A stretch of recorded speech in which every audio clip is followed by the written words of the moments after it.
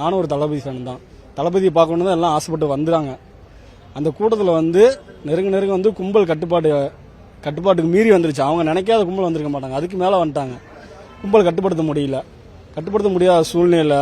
நெருங்க அரசாங்கம் பறிச்சு போட்ட குழியில் பாதி பேர் வந்து தவறி விழுந்துட்டாங்க.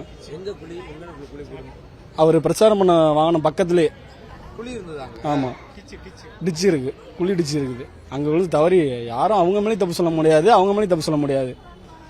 கொடுத்தா அவங்க வந்து நிர்வாகம் கொடுத்த அவங்க குழி கொடுத்தது வந்து அந்த இடத்துல கொடுத்தது வந்து தப்பு.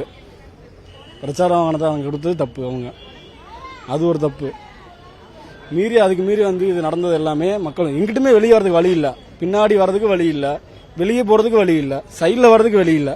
நாங்களாம் உயிர் பழச்சு வந்ததே பெருசா இருந்துச்சு. இப்போ எங்களுக்கே நின்னதுனால அவர் பார்க்கணும்னு ஒரு ஆசைனால எல்லாமே அந்த இடத்துல இருந்தோம். அந்த இடத்துல இருந்த போக்கில் மக்கள் வெள்ளம் அதிகமாயிருச்சு.